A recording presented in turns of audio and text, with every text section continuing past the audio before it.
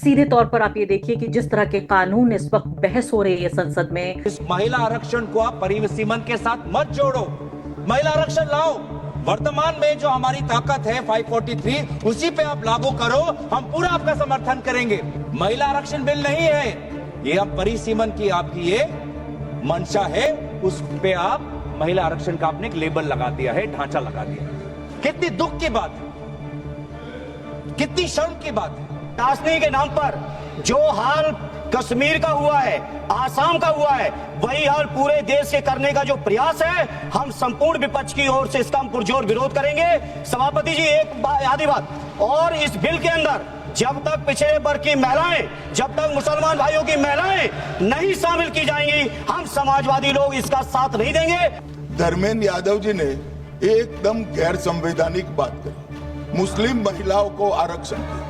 मान्यवर, हमारा संविधान किसी भी प्रकार के धर्म के आधार पर आरक्षण की कतई मंजूरी नहीं दे रहा। और मैं फिर से संकल्प सरकार का बताता हूं कि धर्म के आधार पर मुस्लिमों को किसी भी प्रकार का आरक्षण गैर संवैधानिक है, इसका सवाल ही पैदा नहीं होता। अध्यक्ष महोदय, अनडेमोक्रेटिक बात माननीय मंत्री जी ने कही। हो सकता है उन्होंने धर्म की बात कही हो, लेकिन पूरा देश आधी आबादी को आरक्षण चाहता है। अध्यक्ष महोदय, मैं माननीय मंत्री से जानना चाहता हूं, क्या मुस्लिम महिला आधी आबादी में नहीं आती हैं? समाजवादी पार्टी सारी टिकटें मुस्लिम महिलाओं को दे दे, हमें कहां आपत्ति है? हमें कोई आपत्ति नहीं है। जब माननीय प्रधानमंत्री जी को पिछड़ों से वोट चाहिए था, तो माननीय प्रधानमंत्री जी अपने आप को कहा कि मैं पिछड़ी जाति से आता हूँ। चलो ये नहीं, चलिए आगे बढ़िए। अब आप डिबेट मत करो इसको। राइट टू रिप्रेजेंटेशन बाबा साहब का मूल वाक्य हुआ करता था। आज हमारे यशस्वी, तपस्वी, कर्मयोगी प्रधानमंत्री श्री नरेंद्र मोदी जी इसी दिशा में सोच रहे हैं। मैं बहुत क्लियरली कहना चाहती हूँ कि ये किसी की भी गुडविल से नहीं आया था, ये महिलाओं के संघर्ष से आया था। आप महिलाओं के आरक्षण की बात कर रहे हैं, पर जो बिल लेके आ रहे हैं वो डिलिमिटेशन का बिल लेके आ रहे हैं। नमस्कार, इस खास कार्यक्रम में आपका स्वागत है। मैं हूं आरफा खानम शेरवानी। अमित शाह का वो बयान मैं आपको याद दिलाना चाहती हूं जिसमें उन्होंने अपनी मंशा जाहिर की थी कि 50 साल तक वो भारत में की सत्ता पर काबिज रहेंगे। मुझे लगता है 50 नहीं, बीजेपी 100 साल तक सत्ता में रहना चाहती है। यानी हमारी और आपकी जिंदगी में ऐसा लगता है कि बीजेपी सत्ता से बाहर नहीं जाना चाहती। उसने पूरे तरीके से इंतजाम कर लिया है। 2024 का चुनाव उसके लिए एक तरह से एक अलार्म बेल के तौर पर था, और सीधे तौर पर कि क्या बीजेपी को भी हराया जा सकता है, नरेंद्र मोदी को भी हराया जा सकता है। और उसके बाद से जिस तरह से इंतजाम किया जा रहा है, जो वोटर उन्हें पसंद नहीं है उन्हें वोटर लिस्ट से बाहर, जो राज्य उनके लिए वोट नहीं करते उनका पॉलिटिकल जो वेट है पूरे तरीके से खत्म किया जा रहा है। सीधे तौर पर आप ये देखिए कि जिस तरह के कानून इस वक्त बहस हो रही है संसद में, संसद का विशेष सत्र बुलाया गया है। 1.5 दिन के नोटिस पर इतने अहम बिल्स पर चर्चा हो रही है, संशोधन पर चर्चा हो रही है जो भारत की तकदीर तय कर सकते हैं, मेरे और आपकी तकदीर तय करेंगे। उनके लिए 1.5 दिन का ये नोटिस देकर ऑपोजिशन को बुलाया गया है कि आइए इस पर चर्चा करते हैं। और सीधे तौर पर जो मोदी सरकार है उसके पास बहुमत तो नहीं है, उसको ऑपोजिशन तो चाहिए, लेकिन पूरी तरीके से मैनिपुलेट करने की, धांधली करने की कोशिश कर रही है कि तमाम अलग अलग पॉलिटिकल पार्टियां जो भी कोई झांसे में आ जाए उनको लाया जाए। तो बेहतरीन स्पीचेस इस वक्त हमें सुनाई दे रही हैं ऑपोजिशन से। कुछ पलों में आप उन स्पीचेस को भी सुनेंगे जिसमें पूरी तरीके से आर्ग्यू ये किया जा रहा है कि ये बिल, ये जो संशोधन है ये खतरनाक है, और महिलाओं का बहाना लेकर, हम बेचारी औरतों का बहाना लेकर के हमारे सशक्तिकरण के लिए किया जा रहा है। इसलिए जो सीटें हैं लोकसभा की वो बढ़ाई जानी है। और पूरा जो दक्षिण भारत है उसमें आप देखिए, फिलहाल तमिलनाडु के मुख्यमंत्री स्टालिन जी, उन्होंने न सिर्फ कि उन्होंने इस पूरे बिल को फाड़ फेंका और उसको आग लगाई, इसके अलावा काला झंडा उन्होंने फहराया। अपनी तरफ से वो पूरे संघर्ष की बात कर रहे हैं। इसके अलावा भी पूरे दक्षिण भारत से आवाजें आ रही हैं।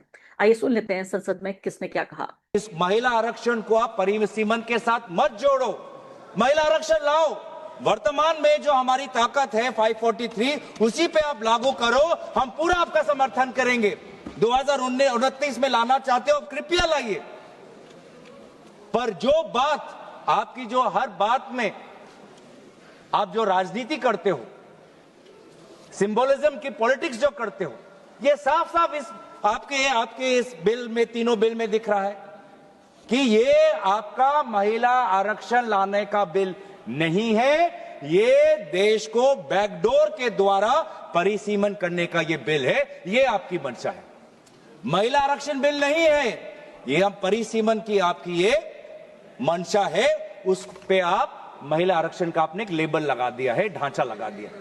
कितनी दुख की बात है, कितनी शर्म की बात है कि अब महिला आरक्षण को ही आप ये ढांचा मिला, महिला आरक्षण ही आपका सुरक्षा कवच बना आपकी राजनीतिक मंशा को छुपाने के लिए।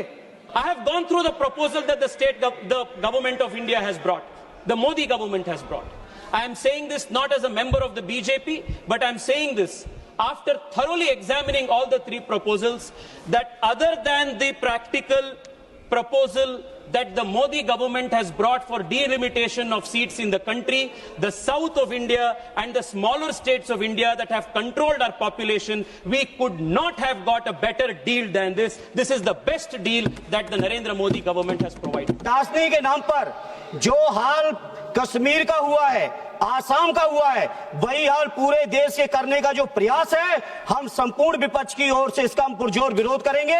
सभापति जी, एक आधी बात और, इस बिल के अंदर जब तक पिछड़े वर्ग की महिलाएं, जब तक मुसलमान भाइयों की महिलाएं नहीं शामिल की जाएंगी, हम समाजवादी लोग इसका साथ नहीं देंगे। धर्मेंद्र यादव जी ने एकदम गैर संवैधानिक बात करी, मुस्लिम महिलाओं को आरक्षण की। मान्यवर, हमारा संविधान किसी भी प्रकार के धर्म के आधार पर आरक्षण की कतई मंजूरी नहीं देगा।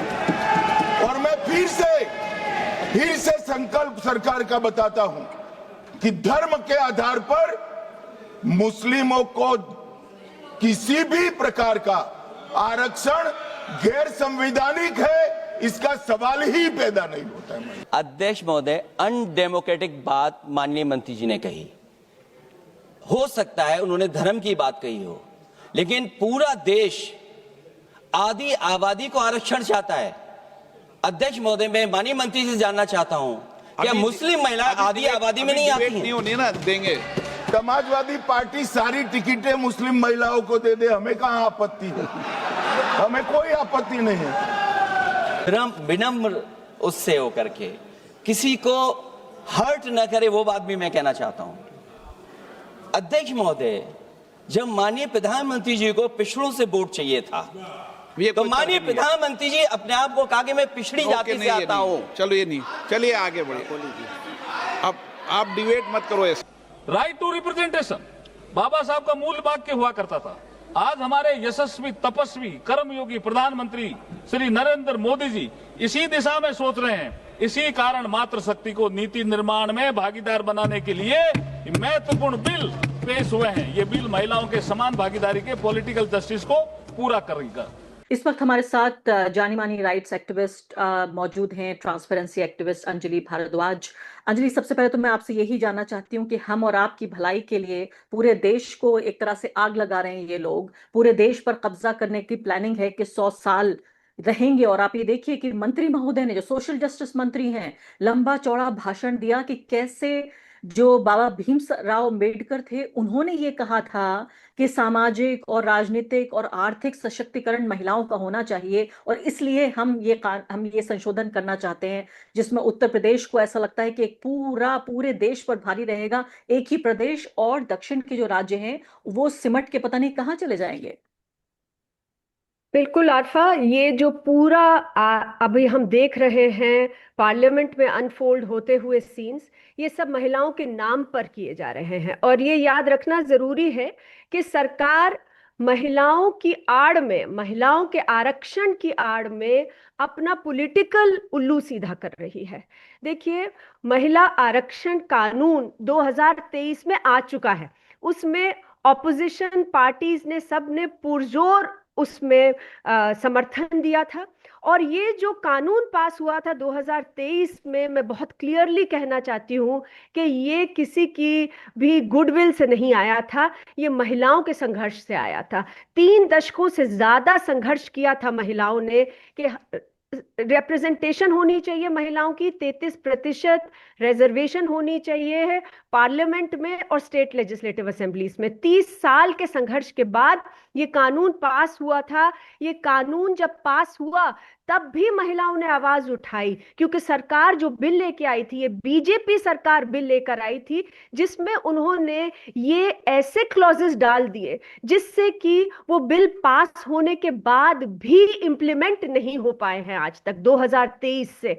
देखिए, जरूरत थी कि इमीडिएटली जो भी स्ट्रेंथ है लोकसभा में और लेजिस्लेटिव असेंबलीज में, उसका 1/3 हिस्सा महिलाओं के लिए आरक्षित कर दिया जाए जब भी चुनाव हो। उसकी जगह सरकार 2023 में कानून लेके आई जिसमें उन्होंने लिखा कि सेंसस होगा, उसके बाद डिलिमिटेशन होगी, डिलिमिटेशन के बाद हम महिलाओं का आरक्षण करेंगे। तब भी महिलाएं बार बार कह रही थी, आप क्यों डिले कर रहे हैं? क्या आपकी मंशा नहीं है? आप नहीं चाहते कि महिलाएं ले सकें अपना अधिकार? अब सरकार एकदम से कह रही है, उनका मन बदलाव हो गया है जैसे कि हम तो महिलाओं को 2029 से ये रिजर्वेशन देना चाहते हैं। ये यू टर्न लेने की बात हो रही है। क्यों? क्या ऐसा एकदम से अर्जेंसी आ गई? आपके चुनाव चल रहे हैं इतनी जगहों पर, इतने राज्यों में, उसके बीच में आप एक स्पेशल सेशन बुलाते हैं और स्पेशल सेशन के अंदर आप महिलाओं के आरक्षण की बात कर रहे हैं, पर जो बिल लेके आ रहे हैं वो डिलिमिटेशन का बिल लेके आ रहे हैं। देखिए आरफा, समझने की जरूरत है कि अगर जो 3 बिल्स हम देख रहे हैं, सबसे उसके अंदर contentious and mother of bills अगर कह दूं तो वो डिलिमिटेशन बिल है, क्योंकि सरकार कह तो रही है कि महिलाओं के हम रिजर्वेशन को जल्दी से करना चाहते हैं, लेकिन वास्तव में सरकार जो आज पूरी बहस भी हो रही है पार्लियामेंट में, वो महिलाओं के ऊपर नहीं हो रही है, वो डिलिमिटेशन पे हो रही है, वो करा रही है सरकार। देखिए, महिलाओं के आरक्षण की बात करके स्मोक स्क्रीन उसको बना के पीछे से सरकार अपना काम कर रही है, अपना राजनीतिक फायदा उठाने की कोशिश कर रही है।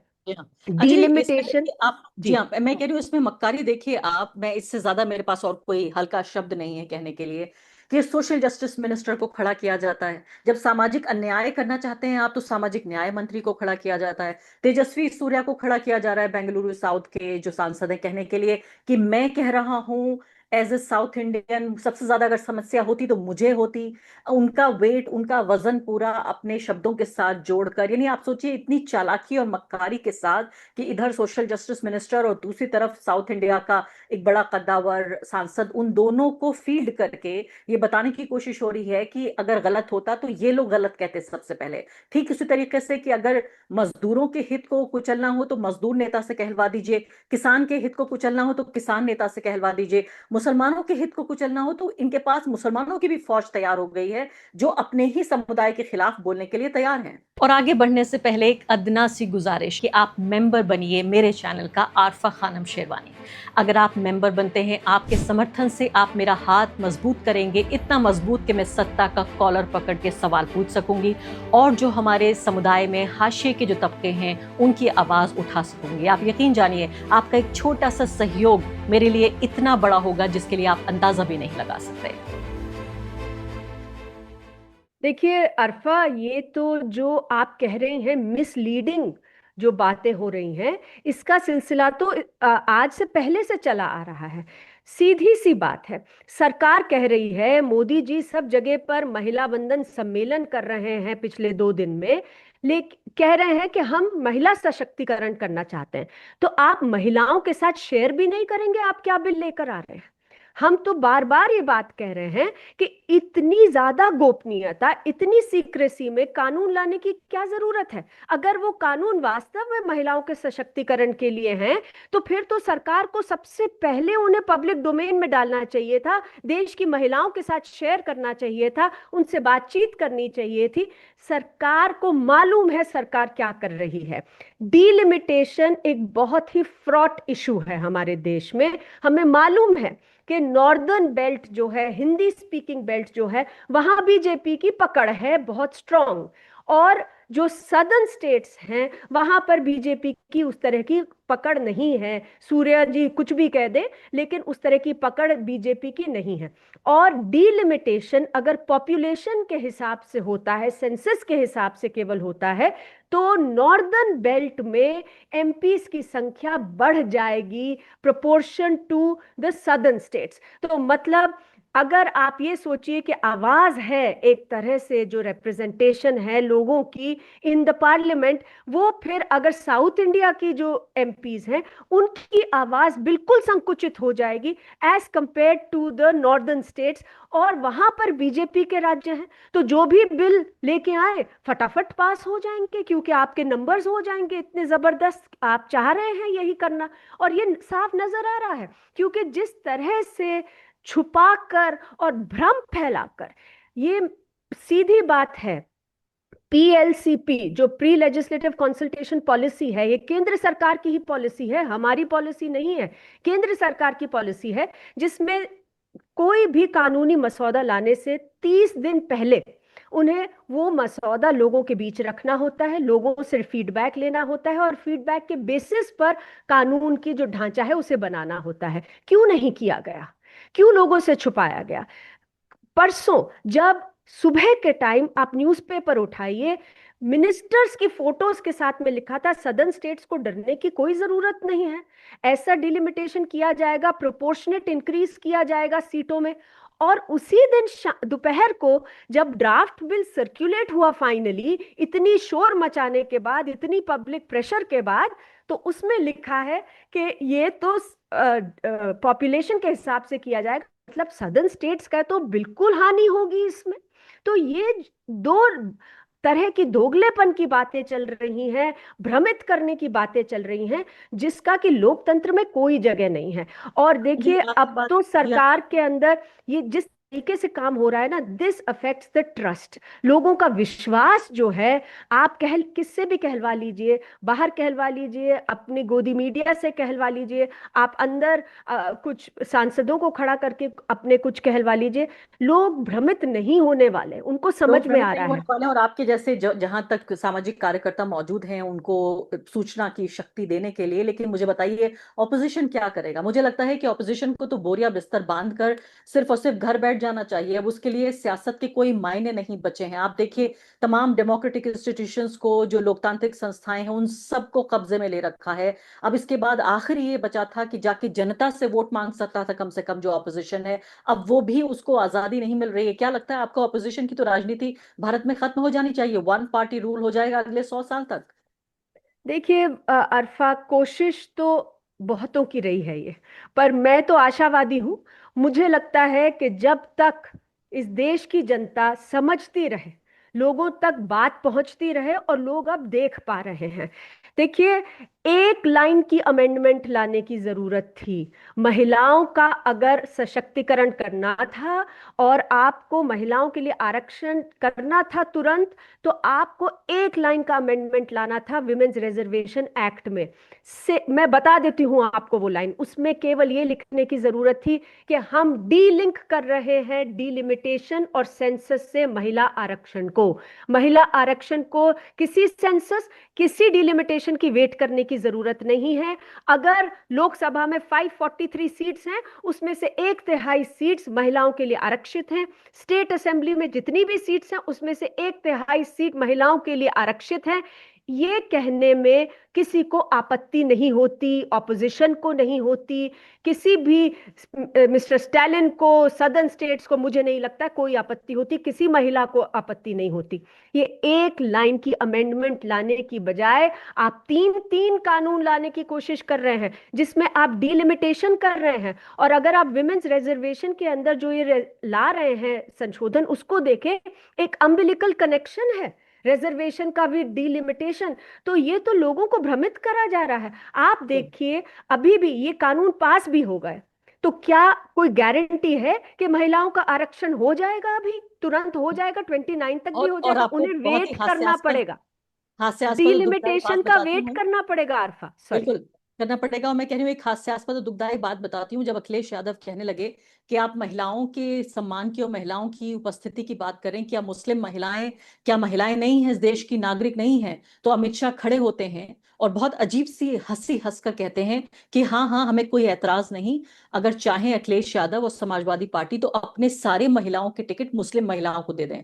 आप सोचिए, अब तो ये लोग लिहाज भी नहीं कर रहे हैं, प्रिटेंड भी नहीं कर रहे हैं कि हमें कुछ शर्म आती है या हम मुसलमानों के, मुस्लिम महिलाओं के खिलाफ नहीं है। अंजलि भारद्वाज, बहुत बहुत शुक्रिया आपका इस बातचीत के लिए। मैं दर्शकों को आखिर में ये बताना चाहती हूँ, ये चार्ट उनको दिखाना चाहती हूँ, ये बताते हुए कि कितना ये घोर एक तरह से अन्याय होने की करने की कोशिश हो रही है। तमिलनाडु में अभी जो है 39 सीटें हैं और 2011 के हिसाब से अगर सेंसस के हिसाब से चलता है, यानी इसमें जिन स्टेट्स ने कामयाबी से अपनी आबादी को नियंत्रित किया है उन स्टेट्स को उसकी सजा दी जाएगी, कि रिवॉर्ड के बजाय सजा, कि उनका वजन घट जाएगा। 39 से अब इन सीटों को 2011, यानी सिर्फ 50 सीटें, मैं आपको दो कॉन्ट्रास्ट देना चाहती हूँ, 39 से 50। और उत्तर प्रदेश को अगर आप देखें तो 80 से 138।